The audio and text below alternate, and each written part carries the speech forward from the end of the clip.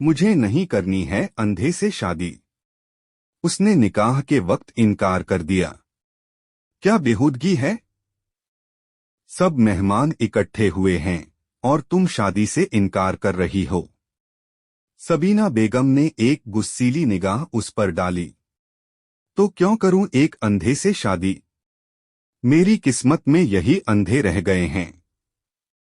वो बदतमीजी की सारी हदें पार कर गई थी कि गुस्से से सबीना बेगम का हाथ उस पर उठा और वो दुल्हन बनी अपनी मां को हैरत की निगाह से देखते गूंग रह गई। खबरदार साद के लिए अंधे का लफ्ज बोला तो मैं भूल जाऊंगी कि तुम मेरी बेटी हो।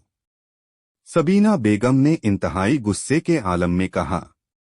इस वक्त सुल्तान हाउस में एक तमाशा सा लग गया था। घर में निकाह का फंक्शन था और अलीशा ने निकाह के वक्त निकाह से ही इनकार कर दिया था।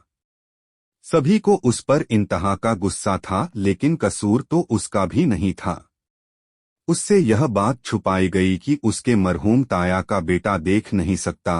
वो हाल ही में बाहर से आई एक खूबसूरत औरत थी जिसका रिश्ता झटपट साद सुल्तान से हो गया। तस्वीर देखकर अलीशा ने भी ओके का साइन दे दिया। मुकम्मल अरेंज मैरिज थी। साद के साथ सामना भी नहीं हुआ था क्योंकि वह ज्यादातर अपने फार्म हाउस में ही रहता था।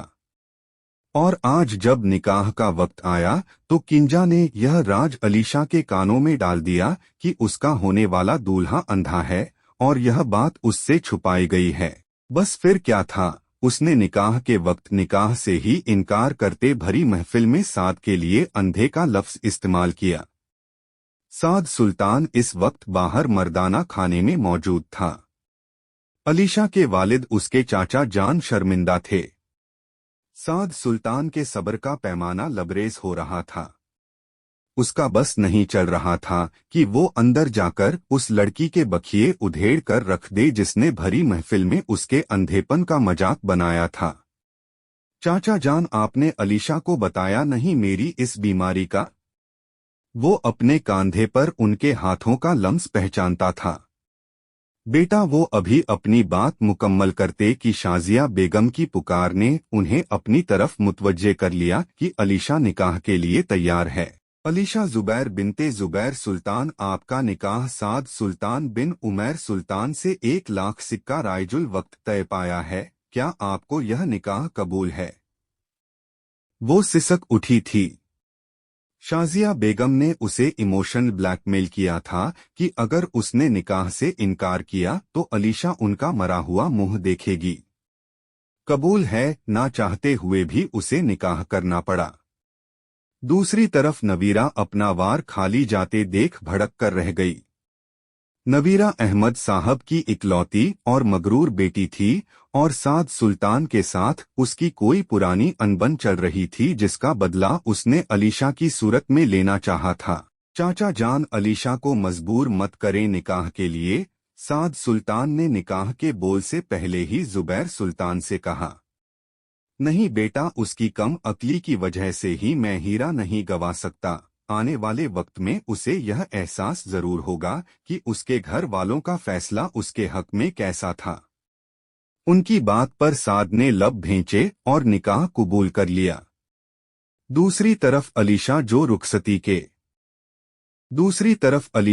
रुखसती के वक्त किसी से ना मिली, बस रोते हुए मुंह बनाकर साद सुल्तान के साथ उसके फार्म हाउस रुखसत होकर आ गई। माँ बाप की डेथ के बाद वह सुल्तान हवेली बहुत कम आता था। यही वजह थी कि उसके अंधेपन के बारे में अलीशा को मालूम ना हो सका। 2 घंटे के बाद गाड़ी फार्म हाउस में एंटर हुई। सुल्तान हाउस में जितनी गहमागहमी थी, यहाँ फार्म हाउस उतना ही खामोश था। ना कोई रोशनियां जगमगा रही थी, ना लाइट्स का बंदोबस्त किया था। एक खामोशी सी थी जैसे कब्रिस्तान की खामोशी। अलीशा वहीं गाड़ी में बैठी इस फार्म हाउस का मंजर देखने लगी, जबकि साद सुल्तान खुशबुओं में बसा उसके पास से निकलता गाड़ी से उतर चुका था। अलीशा बाहर आ जाए, उसे बुत बना बैठा महसूस करते हुए वो बोला तो एकदम अलीशा चौंकी कि उसे कैसे पता कि मैं गाड़ी से नहीं उतरी। वो आंखों में हैरानी लिए गाड़ी से नीचे उतर गई तभी एक मुलाजिम भागता हुआ साद सुल्तान की जानिब बढ़ा और उसे एक स्टिक थमा दी, जिसकी मदद से वह अकेला ही अंदर की जानिब बढ़ने लगा। अलीशा खुद पर जब्त करती उसके पीछे ही अंदर बढ़ी। फार्म हाउस बहुत खूबसूरत था, सुल्तान हाउस से भी ज्यादा। वो एक पल को मरूफ सी हुई। यहाँ से लेफ्ट साइड जाएं, आपका रूम है। अचानक से साद की आवाज कानों में पड़ी तो वह फिर से चौंकी। मेरा रूम? इतनी देर में पहली बार वह बोली। उसकी आवाज सुनता साद चौंका था। इस वक्त उसने ब्लैक ग्लासेस पहने हुए थे, जिससे उसकी आंखें छुपी हुई थी। जी आपका रूम। वो खुद दूसरी जानिब बढ़ गया। हम अलग अलग रूम में रहेंगे क्या? वो अचानक उसके सामने आती पूछने लगी तो वो बिल्कुल खामोश हो गया, जैसे उसकी बात का मतलब समझना चाह रहा हो। मेरा नहीं ख्याल कि आपको एक अंधे के साथ उसकी बैसाखी बनकर चलना पसंद होगा। आप प्लीज उस तरफ जाएं, रात काफी हो गई है। वो सपाट अंदाज में बोलता सीढ़ियां चढ़ने के लिए आगे बढ़ा। अगर इतनी ही हमदर्दी थी तो निकाह के वक्त इनकार कर देते, अब यह ड्रामा करने की क्या जरूरत है? वो एकदम तल्ख हुई कि साद के कदम फिर से थमे। कुछ मजबूरी के बिना पर इनकार ना कर सका जिसे आप ना कर सकीं, लेकिन मैं आप पर जबरदस्ती अपना आप थोपा नहीं करूंगा। मुझे अकेले रहने की आदत हो गई है। आपको किसी किस्म की तकलीफ नहीं होगी यहाँ। मुझे आदत नहीं अकेले रहने की। अलीशा की रूंधी आवाज सुनाई दी। एक पल को खामोशी सी छा गई। फिर क्या चाहती हैं आप?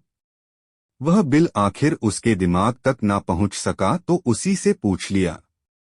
कुछ नहीं, वह गुस्से से बोलती अपना लहंगा संभाले वहां से लेफ्ट साइड पर चली गई जहां साद ने उसे जाने का कहा था। चूड़ियों की खनक और कस्तूरी खुशबू एकदम से गायब होने पर वह जान गया कि अलीशा जा चुकी है। वह भी अपने कमरे की तरफ बढ़ गया। अलीशा कमरे में आते ही दरवाजे के साथ लगी फूट फूट कर रोई। क्या पहली रात की दुल्हन का इस्तकबाल ऐसे किया जाता है? वो हिचकियों से बहुत सारा रोती उठी थी और कमरे को एक तानाना निगाह से देखा। एक अजीब सा खौफ रगों में उतरा। वो अकेले रहने की आदी नहीं थी। तुर्की में भी उसका पूरा ननिहाल एक साथ रहता था और अब जब वो हिंदुस्तान वापस आई तो ददिहाल भी हरा भरा था। लेकिन जिंदगी का दूसरा बड़ा हिस्सा ऐसा होगा उसने तो कभी ख्वाब में भी नहीं सोचा था। एकदम से उसका दिल घबराने लगा। इतने बड़े कमरे में अकेलापन काट खाने को दौड़ा। साद आज भले बिनाई से महरूम है, लेकिन है तो इंसान ही ना। पर उसका शौहर फिर क्यों अलग रूम में? मैं नहीं रह सकती अकेले। वो कमरे से खौफ खाती बाहर निकली और अंदाजे से कॉरिडोर से गुजरती दूसरी तरफ बढ़ गई। कोई एक नौकर भी दिखाई नहीं दे रहा था।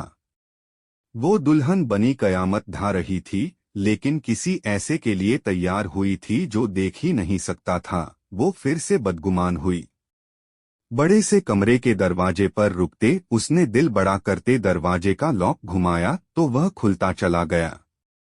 अंदर दाखिल हुई तो उसे लगा किसी जन्नत में आ गई है। हर तरफ खूबसूरत से गुलाब के फूलों की लड़ियां लगी हुई थी। हर कोने में जगमगाती रंगीन लाइट्स सितारों की मानिंद झिलमिलाती थीं। सुर्ख और सफेद गुलाब की महक कमरे को जन्नत का सा एहसास दे रही थी। छत से लटकते फूलों के झुरमुट ने फिजा को और दिलकश बना दिया था। सजे हुए बिस्तर पर फूलों की चादर देख वह पलक झपकना भूल गई। वो कदम ब कदम चलती कमरे के बीच में आई तो ऊपर झूलता शानदार फानूस उस पर नूरी किरणें बिखेरने लगा। यूं लगा जैसे जन्नत की कोई हूर रोशनी के हिसार में उतर आई हो कि तभी अपने पीछे किसी की मौजूदगी का एहसास जागा तो फौरन पलटी। साद शावर लेकर फ्रेश सा उसके सामने खड़ा था। उसकी आंखों से चश्मा गायब था। अलीशा ने गौर से देखा। उसकी आंखें गहरी सब्ज रंग की थीं, लेकिन उनमें रोशनी नहीं थी। साद की मर्दाना पर्सनालिटी किसी का भी दिल थाम देने वाली थी। ऊंचा लंबा कद, चौड़ा सीना और मजबूत बॉडी उसके वजूद को रोब बख्शते थे। चेहरे की सख्त लकीरें उसकी शख्सियत को और जादुई बना रही थीं। आंखों की रोशनी ना होने के बावजूद उनकी गहरी चमक और पुरकशिश अंदाज दिल को छू लेने वाला था।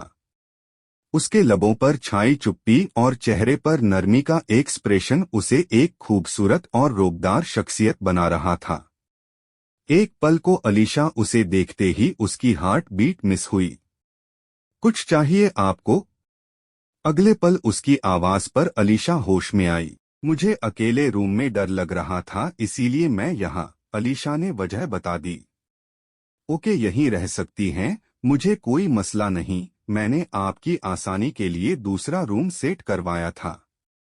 मेरी फिक्र ना करें आप। वो एकदम तल्ख हुई। वो जो पलट रहा था एकदम रुक गया। मैं खुद कर लूंगी, मुझे चेंज करना है। साथ ही वह बात का रुख पलट गई। ड्रेसिंग रूम इस तरफ है। साद ने भी बिना बहस किए उसे बताते बेड का रुख किया। वो कुछ देख नहीं पा रहा था, लेकिन कमरे में भीनी खुशबुएं रची बसी थीं।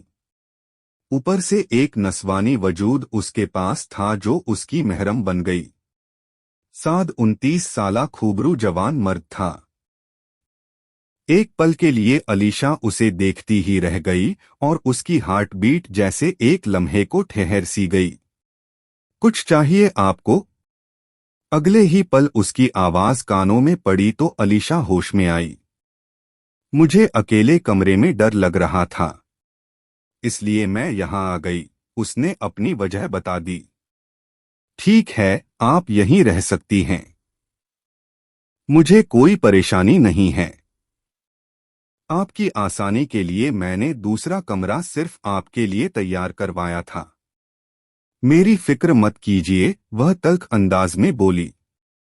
वह जो पलट रहा था उसी पर रुक गया। मैं खुद संभाल लूंगी। मुझे चेंज करना है, कहते हुए उसने बात का रुख बदल दिया।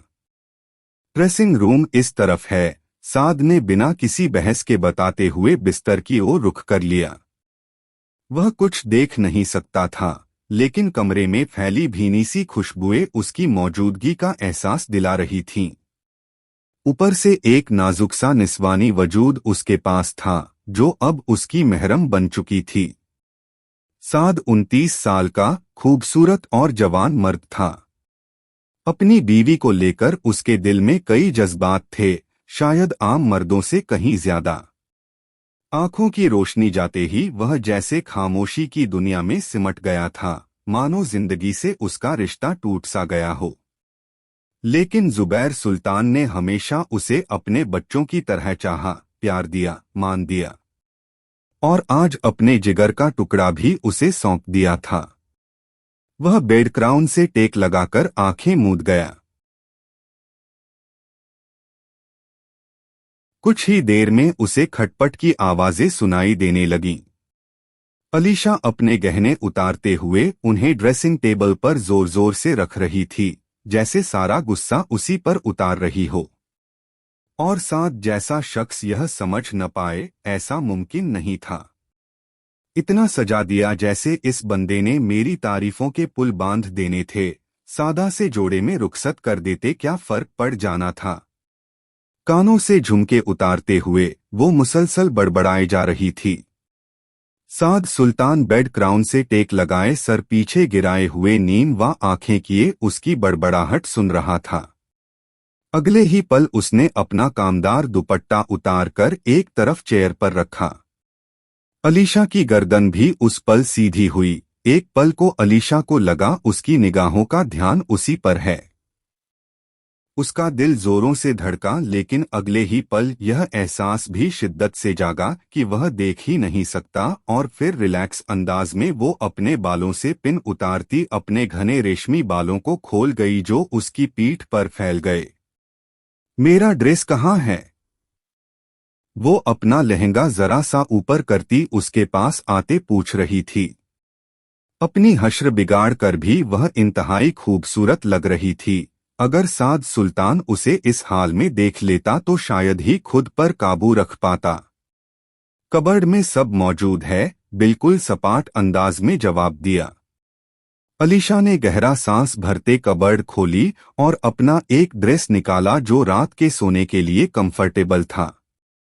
साथ ही उसकी निगाह उन नाइटीज पर चली गई जो बेनतहा बोल्ड थीं। कबर्ड की ओट से जरा सा पीछे होकर एक झलक उसने साद सुल्तान की जानिब देखा जो अभी भी आंखें नीचे बैठा हुआ था, और फिर इन नाइटीज को उलट पुलट कर देखते वो कानों की लौ तक सुर्ख हुई थी। तौबा, किस कदर वाहियात नाइटीज हैं यह, पर क्या फायदा इनका? महाराज साहब तो देख ही नहीं सकते, फिर ली क्यों? वो बुरी तरह तपी थी और जोर से कबर्ड बंद करते हुए ड्रेसिंग रूम की तरफ बढ़ी। यहीं चेंज कर लें। अचानक से अपने पीछे से आवाज सुनती अलीशा के कदम जमीन पर जम गए। रुख फेर कर उस शख्स को देखा जिसकी नजरों का फोकस अपने हाथों पर था। चेहरे के एक्सप्रेशन बिल्कुल नॉर्मल थे। क्यों चेंज करूं? वहां जाकर करूंगी, वो भी तल्ख अंदाज में जवाब देती साद को बहुत अलग सी लगी। जहां भी कर ले मर्जी आपकी, मैंने कौन सा आपको देखना है। अब की बार नजरों का फोकस उस पर नहीं था और अलीशा को फिर से लगा जैसे वह देख रहा है उसे। उसकी नजरें अंधी नहीं थीं, लेकिन उसकी गहरी सब्ज आंखें बोलती थीं। उसकी नजरों का फोकस खुद पर महसूस करती अलीशा के पूरे जिस्म में करंट सा दौड़ा था। बिना कोई जवाब दिए वो ड्रेसिंग रूम में चली गई, अलबत्ता दरवाजे को लॉक ना लगाया। कुछ देर बाद वो रूम में वापस आई तो कमरे में गुप अंधेरा था। या अल्लाह, यह जीते जी किस कब्र में डाल दिया मुझे। वो अंदाजे से बिस्तर के करीब जाते अंधेरे में ही अपने शौहर जैसी नायाब हस्ती को घूरने लगी। लाइट ऑन करें प्लीज, वह चिढ़ी थी। क्या हुआ? वो साइड लैंप ऑन करता उसकी जानिब मुड़ा। मुझे अंधेरे से खौफ आता है, लाइट ऑन ही रहने दें। और आपको क्या फर्क पड़ता है, ऑन हो या ऑफ? वो तेजी से बोलती अपना दुपट्टा एक तरफ रखते उसके बराबर में लेटते उसे जानकारी देने वाले अंदाज में बोली। जबकि एक पल को उसे लगा वह कुछ ज्यादा ही बोल गई, लेकिन मुकाबिल के चेहरे पर कोई भी बुरा एक्सप्रेशन ढूंढने से भी ना मिला। आप यहां मेरे साथ सोएंगी? उसकी बात का जवाब देने के बजाय उससे और सवाल करने लगा। तो कहीं और जाकर सोऊं? बता दे मुझे मेरा क्या मकाम है। एक तो उस निकाह के लिए थप्पड़ भी खा लिया, ऊपर से अकेले यहाँ आपके साथ भेज दिया। जानते हैं मैं अकेली नहीं रह सकती, डर लगता है मुझे, कभी अकेली नहीं सोई और अब आप मुझे कह रहे हैं कि मैं यहाँ से चली जाऊं। वो नम आंखों से बोली। साद सुल्तान तो सवाल करके पछताया, इतना लंबा चौड़ा जवाब मिलेगा उसे अंदाजा नहीं था। रिलैक्स, सो जाएं यहीं। वो वापस तकिए पर सर रखता अपनी आंखें मूंदता बाजू आंखों पर धर गया। बहुत मेहरबानी आपकी, आपका एहसान है मुझ पर। उसकी वो जुबान जो थोड़ी देर पहले गिरवी रखी हुई थी उसे वापस मिल गई थी। सभी ने उसे डरा रखा था कि साद सुल्तान का गुस्सा बहुत सख्त है, इसीलिए उसके सामने जुबान खोलने से पहले वो एक बार लाजिमी सोचे। लेकिन यहाँ तो उल्टा ही था। वो तो जो बात कर रही थी पुरसुकून अंदाज में जवाब आ रहा था। इसी बात का फायदा उठाते हुए अलीशा वापस अपने असली रूप में और असली टोन में आ गई। तकिए पर सर रखते रुख फेर कर उस महान हस्ती को देखा जो आज उसके शौहर के रुतबे पर था। तभी उसने भी अलीशा की जानिब करवट ली तो अलीशा का दिल धक से रह गया। उसका चेहरा अलीशा के कंधे के बिल्कुल पास था। अलीशा की तो सांस ही रुक गई जबकि साद की आंखें बंद थीं। वह उसे एकटक देखे चली गई, खूबसूरती जैसे एक शख्स पर आकर खत्म हो गई थी। बेनतहा पुरकशिश मर्द था, काश उसकी रोशनी भी होती तो कितना मुकम्मल होता। मेरी पूरी जिंदगी में इससे ज्यादा खूबसूरत मर्द मैंने आज तक नहीं देखा। वो भी उसकी जानिब करवट लिए उसके चेहरे से कुछ फासले पर अपना सर तकिए पर धरे उसे देखते देखते आंखें मूंद गई और कब गहरी नींद की वादियों में चली गई उसे पता ही नहीं चला। धीरे से मुकाबिल की आंखें खुली थीं। अलीशा की सांसों की गरमाइश को वो अपने चेहरे पर महसूस कर सकता था। बेख्तियार उस शख्स के चेहरे को मुस्कान ने छुआ। साद सुल्तान, जिसका मुस्कान से दूर दूर तक कोई ताल्लुक नहीं था।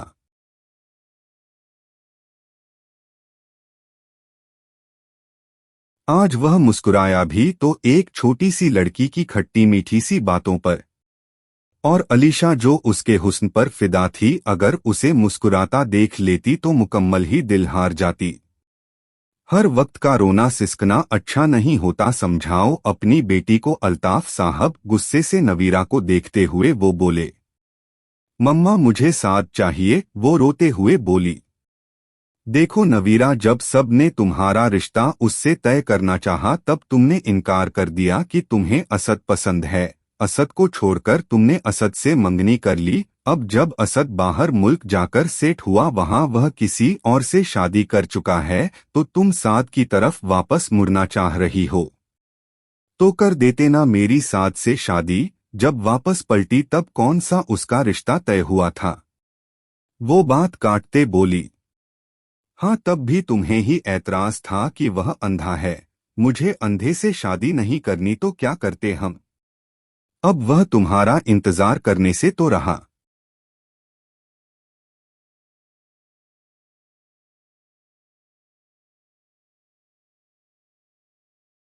अलीशा ने भी तो ऐन निकाह के वक्त उससे शादी से इनकार कर दिया, लेकिन उसे तो सब ने जोर जबरदस्ती करते हुए साथ के साथ निकाह करके रुखसत कर दिया। क्या आप मेरे साथ जोर जबरदस्ती नहीं कर सकते थे? मुझे नहीं समझा सकते थे? कैसे माँ बाप हैं आप? लो, यह सुनना बाकी रह गया था। सादिया, तुम्हारी बेटी हद दर्जे खुदसर हो गई है। बेहतर होगा कि इसको लगाम डाल लो। अगर इसने कोई भी ऐसी वैसी उल्टी हरकत की तो मुझसे बुरा और कोई नहीं होगा। अब इसको समझा दो, अपने दिमाग से साद के नाम का भूत उतार दे। अब वो किसी और का हो गया है। अल्ताफ साहब अपनी बात करते हुए वहां से बाहर निकल गए तो नवीरा अपनी माँ की जानिब मुड़ी। नहीं भुला सकती उसे। मुझे लगा वो पहले जैसा नहीं रहा, पर वो आज भी वैसा ही है, बेहद खूबरू। मुझे वो चाहिए मम्मा, मैं कर लूंगी हैंडल उसके अंधेपन से, पर मुझे बर्दाश्त नहीं हो रहा कि वो मेरे अलावा किसी और से ताल्लुक जोड़े। अच्छा, साद के लिए तुम ऐसी फीलिंग्स रख रही हो तो असद के बारे में क्या ख्याल है, जो था तुम्हारी पसंद? उसने तो बाहर जाकर शादी भी कर ली और सुना है बहुत जल्द उसके यहाँ खुशखबरी भी आने वाली है। वहां तुम्हारी ये फीलिंग्स नहीं जाती? सादिया बेगम ने अपनी बेटी पर खूब तंज बरसाया, क्योंकि उसकी खुदसरी पूरे खानदान में मशहूर थी और इस वक्त अच्छा खासा उसकी बेटी ने उनका सर सबके सामने झुकाया था, साद के साथ निकाह करने से इनकार करने पर। मैं नहीं जानती मम्मा, लेकिन यही सच है। असद के लिए मुझे ये फीलिंग्स महसूस ही नहीं हुई जो साद के लिए हो रही हैं। इसका तो मतलब यही है ना कि मैं साद से सच्चा प्यार करती हूँ और इसका एहसास मुझे अब हो रहा है। प्लीज आप मेरी मदद करें। और क्या? सादिया बेगम ने काटते हुए अंदाज में उसकी जानिब देखते हुए पूछा। क्या कहना चाहती हो तुम? अभी कल ही तो उन दोनों की शादी हुई है और आज तुम यह राग अलाप रही हो। मैं तुम्हें साफ कह रही हूँ नवीरा, जो तुम्हारे बाबा कह गए हैं, इसको अपने पल्ले से बांध लो। अब मजीद हम रुसवाई बर्दाश्त नहीं करेंगे, खुद को कंट्रोल करो। वह गुस्से से उसे समझाती उसका हाथ झटकती कमरे से बाहर निकल गई, जबकि नवीरा अपने आंसू बहाती शदीद इस्तराब का शिकार थी। सुबह साद की आंख खुली तो एक पल को वो स्टिल रह गया, जैसे वह भूल गया कि कल उसकी शादी हुई थी। दूसरी तरफ अलीशा उसके करीब उसके साथ चिपकी हुई, उसे अपने दिलफरेब हुस्न से रूह में उतारती बुरी तरह दिमाग का फ्यूज हिला गई। बेख्तियार उसकी जानिब मुड़कर उसे खुद से दूर करना चाहा, लेकिन वो और उसके साथ चिपक गई। साथ की तो कई हार्ट बीट मिस हुई। वो लड़की पूरी आफत थी। उसकी मध्यम सांसों का साज उसके खूबसूरत हर अंग को उभारता तो वह उसके सीने से टच होती तो साद का दिल धड़क उठता था। वो अगर देख नहीं पा रहा था तो क्या महसूस तो कर रहा था। उसकी जानिब मुड़ता, उसकी गर्दन के नीचे हाथ रखता उसे ऊपर की तरफ हल्का सा खींच गया जिससे वह मुकम्मल उसकी आगोश में आ गई। उसके सीने में मुंह छुपाए वह अभी भी गहरी नींद में थी जबकि साद आंखें मीचे अपनी बीवी की दिलकशी को महसूस करता अपने जज्बात भड़का रहा था। बेख्तियार ही आंखें बंद किए उसकी कमर के गिर्द अपने दोनों हाथ रखे, उसकी नाजुक कमर को अपनी मुट्ठियों में भरा तो एक पल को साद को लगा कि ना जाने क्या खजाना हाथ लग गया। अपना निचला लब दांतों तले दबाया और उसकी नाजुकी को अपने सीने में महसूस करता वह मदहोशी की कैफियत में जा रहा था कि अचानक ही अलीशा कसमसाई। उसके सीने पर लेटने से उसका सांस जरा रुक रहा था। वो कसमसा कर आंखें वा करती अपने नजदीक सोए साद को देखने लगी। पल भर को उसे समझ न आई कि यह शख्स कौन है। वो भूल ही गई कि उसकी शादी हुई है। आप कौन हैं?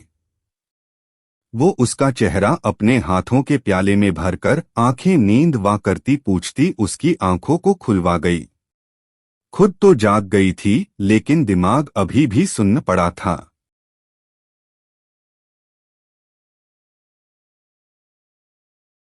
उसे यह तक एहसास न था कि वो मुखालिफ शख्स को अपना आप अच्छे से महसूस करवा चुकी है। साद की रोशन आंखें देखती वो माथे पर बल डाल गई जबकि एक पल को उसे यूं लगा कि उसकी आंखें अलीशा के पूरे जिस्म का एक्सरे कर रही हैं।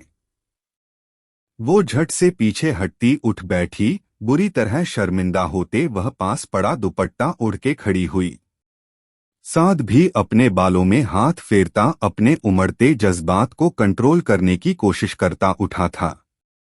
नींद में कब वो दोनों एक दूसरे के करीब हुए अलीशा को तो याद ही नहीं आ रहा था। वो नजरें चुराती बाथरूम में घुसी जबकि साद दिल पर हाथ रखकर धीमा सा मुस्कुरा दिया। आज शहर के सबसे बड़े 5 स्टार होटल में साद और अलीशा का रिसेप्शन था। दोनों की जोड़ी की खूब तारीफ हुई। नवीरा तो सोगवार सी वहां स्टेज पर आई और उन दोनों को साथ देखकर पूरे तन मन से जल उठी। अलीशा का खिलता खिलता रूप सारी कहानी कह रहा था कि वो एक हो गए हैं। कल के मुकाबले आज अलीशा के चेहरे पर बेजारी नहीं थी, वो जैसे साद के साथ खुश थी। खुश क्यों ना होती, आखिर इतना खूबरू मजबूत मर्द मिला था उसे। देख नहीं सकता था लेकिन बाकी सब कुछ तो कर ही सकता था। नवीरा दिल ही दिल में फिजूल बातें सोचती साद को देखे जा रही थी। बहुत खुश हो लगता है, रात को खूब डोज मिला है। अंधे से साद स्टिक के सहारे उठता नीचे उतर गया था जब नवीरा ने अलीशा पर तीर चलाए। अलीशा का चेहरा एकदम संजीदा हुआ। नवीरा, आप भी अपनी जुबान से थोड़ा मीठा बोल लिया करें, बल नहीं आएगा आपको, वो दांत पीसते बोली। अब क्या गलत कहा मैंने? वैसे मुंह दिखाई में क्या मिला? अंधे ने मुंह दिखाई कुछ दिया ही नहीं होगा, डेफिनेटली जब मुंह देख नहीं सकता तो ही मुंह दिखाई देता ना। नवीरा का एक और तंज अलीशा के दिल में खुभा। वो बस नवीरा को देखती रह गई कि उसके दिल, जुबान और आंखों में किस कदर जहर भरा था। मुंह दिखाई नहीं दी क्योंकि मुंह नहीं देख सके, लेकिन मुझे सारी रात उन्होंने सोने नहीं दिया। अपनी बेदर्द शिद्दतों से निढाल करके रखा। सुबह बाथरूम में रोमांस किया। मुझे तो लगा ही नहीं कहीं से कि वह देख नहीं सकते, जबकि उनका बेबाक अंदाज तो मुझे बस शर्माने पर मजबूर करता रहा। अलीशा के बेधड़क अंदाज में कही बातें सुनते नवीरा के दिल पर बिजलियां गिर गईं। वो जल भुनकर उसके पास से उठ गई। आई बड़ी मुझे बातें सुनाने वाली। अलीशा ने मुंह बनाते रुख फेर कर देखा तो अपने पास साद को देखकर उसके दिल की धड़कन थमसी गई। उन्होंने कुछ सुना तो नहीं? नहीं सुना होगा, चेहरे से नहीं लग रहा। वह खुद को तसलियां दे रही थी, जबकि क्या वो यह नहीं जानती थी कि उसका शौहर अंधा है, बहरा नहीं। आज सुल्तान हाउस में खूब रौनक लगी थी। अलीशा पगफेरे की रस्म के लिए आई थी। अब हफ्ता हो चला था वो यहीं थी। उसका यहाँ से जाने का दिल ही नहीं कर रहा था, जबकि साद ने भी एक बार भी उसे वापस आने को नहीं बोला था। ऐसे में आज जुबैर साहब ने उसे सुल्तान हाउस दावत पर बुलाया था। वह अलीशा को उसके साथ भेजने का पूरा इरादा रखते थे। जो भी था, अगर साद बोलता नहीं था तो इसका मतलब यह तो नहीं था कि उसके जब्त का इम्तिहान लिया जाए। काफी देर वो दोनों अकेले स्टडी में बैठे रहे। खाने में अभी भी वक्त था। अलीशा नजर बचाती बाप के स्टडी रूम से निकलते ही खुद स्टडी रूम में घुसी। सामने ही साद बैठा था, जिसके कदमों की चाप से ही उसे पहचान गया था। मिस्टर सुल्तान के आखिरी चश्मो चिराग, मेरी बात सुने। मुझे आपके फार्म हाउस नहीं जाना, उस सुनसान जगह जहां कोई बात करने वाला ही नहीं। प्लीज आप भी इधर ही शिफ्ट हो जाएं ना, वरना मुझे यहीं रहने दें। उसके पास आती उसका हाथ थामे इल्तजा से बोलती उसको मिसमराइज कर गई। हम आज वापस जाएंगे अलीशा, अब वही आपका घर है। साद की इंतहाई संजीदा आवाज पर वह बोली, हर बंदा बीवी की भी सुन लेता है कभी। वो नाराजगी से बोली। साद खड़ा होता उसके करीब आया। जिस दिन बीवी बनोगी उस दिन सुन भी लूंगा, धीरे से उसके कान में कहता वो स्टडी रूम से बाहर निकल गया, जबकि उसकी बात पर दिल बुरी तरह धड़का था। और फिर वही हुआ। जुबैर साहब ने अलीशा को रात के खाने के बाद वापस भिजवा दिया। वो इंतहाई खराब मूड के साथ अंदर दाखिल हुई। सब कुछ उतार कर फेंक रही थी। पहले हील्स उतारी, दोनों ही उछाल कर दूर फेंकी। फिर शाल उतार कर पटकी, फिर दुपट्टा। अपने तरतीब और सलीके से बंधे बालों को झटके से खोलती वो बिस्तर पर गुस्से से बैठी। अब साद को घूर रही थी, जो बहुत धीरे धीरे कदम उठाता अंदर पहुंचा था। अपना चश्मा उतारकर एक तरफ रखते, अब वो घड़ी उतारकर दराज में रख रहा था। आप बहुत बुरे हैं मिस्टर साद, सुल्तान उसकी तरफ मुड़कर गुस्से से बोली। बेगम आहिस्ता आवाज में बात करें, बहरा नहीं हूं मैं, वही नॉर्मल अंदाज। हाँ जानती हूँ बहरे नहीं हैं, आप अंधे हैं। वो गुस्से से खड़ी होकर बोलती कुछ ज्यादा ही हारश तरीका अपना गई थी कि एक पल को साद के शर्ट खोलते हाथ सुन्न पड़े थे। अलीशा को भी एकदम अपने सख्त अल्फाजों पर शौक लगा। वो ऐसी तो नहीं थी, फिर कैसे उसके मुंह से यह फिजूल बकवास निकल गई। जानता हूँ अंधा हूँ, बार बार बताने की जरूरत नहीं थी।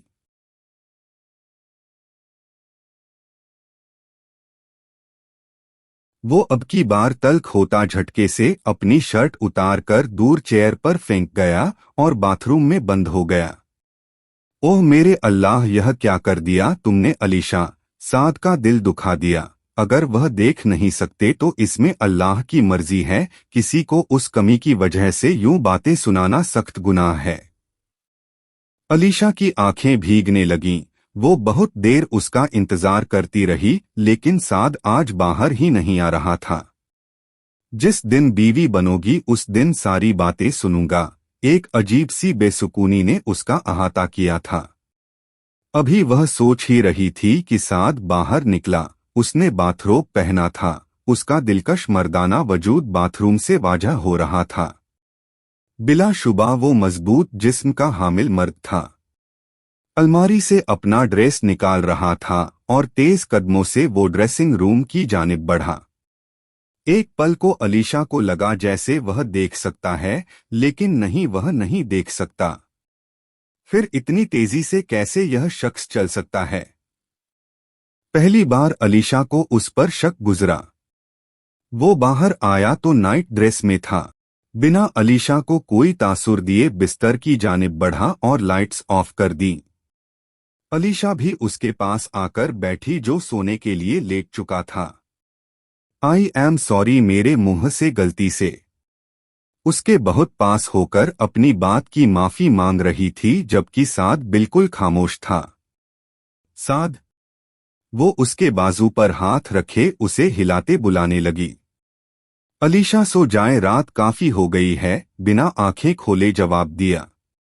नहीं, पहले माफ करें, मुझसे गलती हो गई। मेरा मकसद आपका दिल दुखाना नहीं था, पता नहीं कैसे मुंह से निकल गया। सच ही तो है, इसमें बुरा ना मानने वाली क्या बात है। यह कमी है मुझ में, और मैंने चाचा जान को मना भी किया था कि वो आपकी जिंदगी बर्बाद ना करें मुझ जैसे अंधे के साथ निकाह करवाकर, लेकिन उन्होंने मेरी एक ना सुनी और आपकी जिंदगी बर्बाद। नहीं साद, ऐसा नहीं है, आप बहुत अच्छे हैं। मुझसे गलती से मुंह से निकला, मेरा इरादा नहीं था आपका दिल दुखाने का, प्लीज माफ कर दें। प्लीज प्लीज सो जाएं अलीशा, रात बहुत हो गई है। वो रुख फेर कर लेटा तो अलीशा उसके बहुत करीब हो गई। जब तक माफ नहीं करते मैं पीछे नहीं हटूंगी। उसके मनमोहने अंदाज पर वो मुस्कुरा दिया। अच्छा कर दिया, सो जाएं अब। उसकी बात पर अलीशा के चेहरे को मुस्कान ने छुआ। अब छोड़ो मुझे, मेरा हाथ टूट जाएगा। तोड़ना ही तो है। उस शख्स ने बेदर्दी से अपने सामने रस्सियों से जकड़े शख्स की कलाई मरोड़ी की, तड़प कर कुछ टूटने की आवाज आई। पूरा तहखाना चीखों से गूंज उठा, और यही चीखें तो उस शख्स को सुकून पहुंचा रही थीं। बताओ अपने दूसरे साथी का पता, वरना यह बाजू भी तोड़ दूंगा। अकबर। अकबर शेख।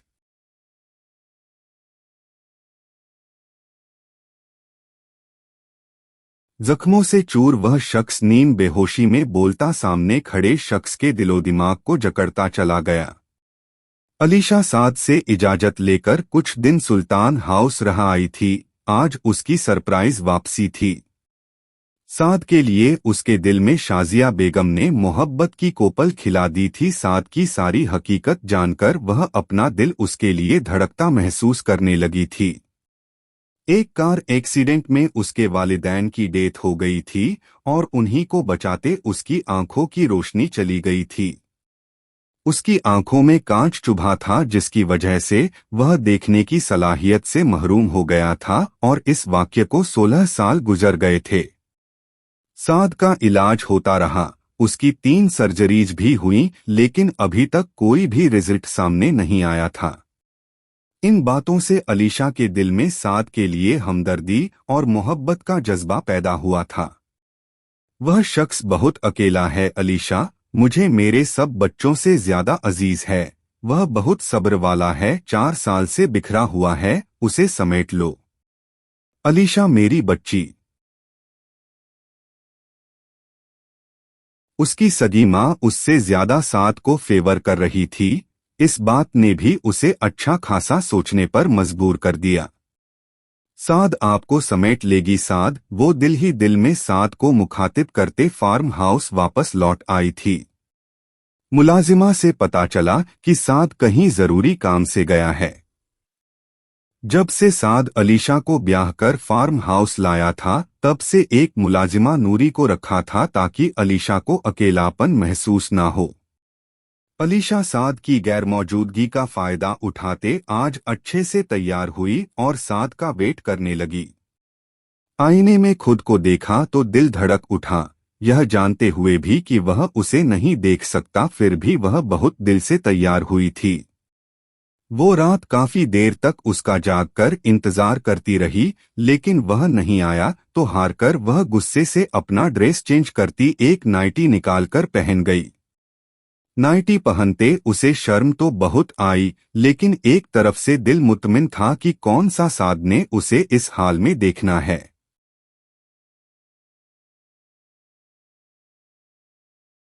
क्यों ना अपना शौक ही पूरा कर ले। ब्लैक कलर की नाइटी में जो घुटनों तक आती थी, उसके ऊपर सिल्क का जालीदार अपर था और उसमें वह एक अप्सरा लग रही थी।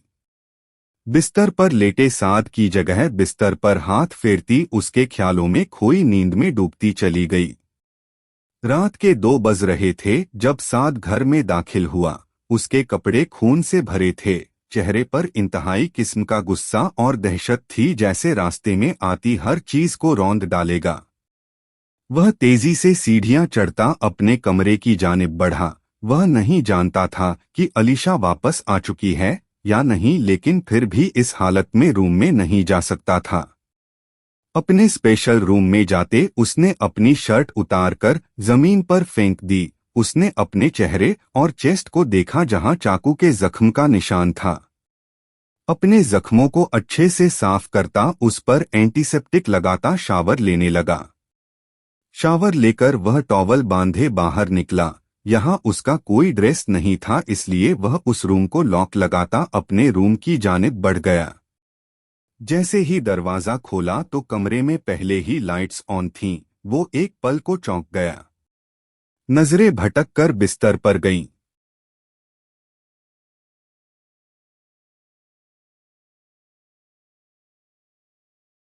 उस अप्सरा पर जा ठहरी जो ब्लैक नाइटी में अपने होश उड़ाते हुस्न के साथ पूरे कमरे का माहौल ही बदलकर रख चुकी थी। बेख्तियार साद का हाथ अपने बरहना सीने पर दिल के मकाम पर जा ठहरा, जो बहुत तेज बीट करने लगा था। धीरे धीरे कदम उठाता वो बेड के करीब आकर खड़ा हुआ। बहुत गहरी निगाहों से गहरी नींद में सोई हुई अलीशा का सर से पैर तक भरपूर जायजा लेने लगा। उसकी सिडोल टांगों से नजरें भटककर ऊपर आती साद के दिल के अंदर जज्बात का ना खत्म होने वाला तूफान बरपा कर गईं। तभी अलीशा ने करवट बदली। अब मुकम्मल मंजर सामने आया तो साद को खुद पर काबू रखना मुश्किल तरीन काम लगने लगा। घुटनों के बल बिस्तर पर उसके करीब आता वो मखमूर निगाहों से फिर से उसे मुकम्मल निहारने लगा। इतनी खूबसूरती मुकम्मल एक ही अप्सरा में हो सकती है। अल्लाह ने कितनी खूबसूरती से औरत बनाया है, और मेरी औरत का तो कोई जोड़ ही नहीं। वो जरा सा उसके आगे झुकता उसके माथे पर अपने तशना लब रखता आंखें मूंद गया। ठंडे लबों का लम्स पाते एक पल को अलीशा के जिस्म ने झरझरी ली, लेकिन फिर से नींद में खो गई। साद की यहाँ बस कहाँ हुई थी, अब तो वह बहकता जा रहा था। कुछ पल पहले जहां उसका दिमाग गर्म था, अब बिल्कुल भी सख्ती का शाबा तक ना था। इस कमसिन वजूद ने उसको मुकम्मल अपने हिसार में कैद कर लिया था। उसके गालों पर मोहब्बत भरा लम्स छोड़ता अपने हाथों से उसके जिस्म को महसूस करता गहरा सांस भर गया। एकदम उसके ऊपर साया फिगन होते बिना उस पर वजन डाले वह अपना जिस्म उसके साथ जोड़कर बहकता जा रहा था। अचानक ही तेज खुशबू ने अलीशा के हवासों को जकड़ा। वो धीरे से अपनी आंखें वाकरती खुद पर साया फिगन हुए साद को देख ठिठक गई। वो बहुत ही मखमूर निगाहों से उसे देखे जा रहा था। उसके देखने के अंदाज से अलीशा का दिल बुरी तरह सुकड़ा। सांसें गहरी हुईं और दिल की रफ्तार बढ़ी। उसके लबों को फोकस किए उसे बिना पलकें झपकाए देखे जा रहा था। उसका बरहना चट्टानी सीना देखते वह लरज उठी थी। उसके चौड़े वजूद में अलीशा बिल्कुल छुप सी गई थी। So beautiful. उसकी गर्दन पर लब रखता गहरा सांस भरते बोला। अपने तशना लब उसकी गर्दन से जोड़े वो उनको अपने होठों में दबा गया। अलीशा एकदम बुरी तरह झरझरी लेती पैनिक हुई।